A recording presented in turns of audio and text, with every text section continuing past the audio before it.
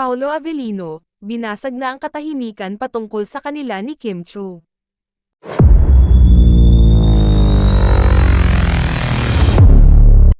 Sa pag-upload ni Paolo Avellino ng larawan nila ni Kim Chiu sa kanyang Instagram account kamakailan lamang, tila nagiging malinaw na ang patutunguhan ng kanilang relasyon.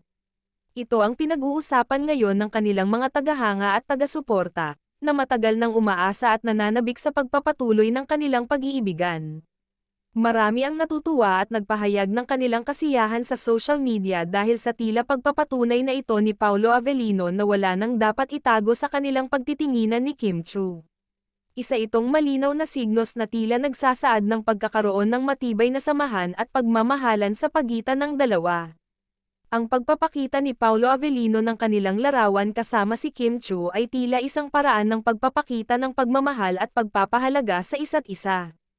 Hindi na bago sa kanilang mga tagahanga ang pagsuporta at pagmamahal na ipinapakita nila para sa isa't isa sa kabila ng anumang hamon na kanilang kinakaharap. Sa bawat post at pagpapahayag ng kanilang pagmamahal, lalong napapatibay ang samahan at pagkakaunawaan ng dalawa.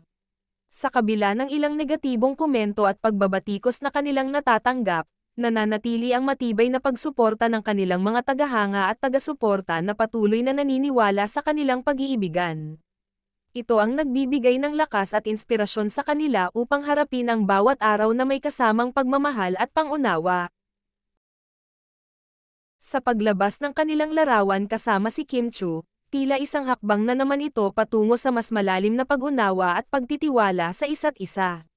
Hindi hadlang ang anumang hamon o pagsubok sa kanilang pag-iibigan, bagkus ay pagkakataon ito upang patibayin ang kanilang pagsasama at pagmamahal sa isa't isa. Sa pagtatapos, ang pag-amin ni Paolo Avellino sa kanilang relasyon ay hindi lamang nagpapakita ng kanilang pagmamahalan kundi pati na rin ng pag-asa at inspirasyon sa maraming nagmamahal at sumusuporta sa kanila. Ito ay patunay na ang pag-ibig ay walang kinikilalang limitasyon o hadlang, bagkus ay isang pagkakataon upang magtagumpay at magkaroon ng mas matibay na samahan sa kabila ng lahat.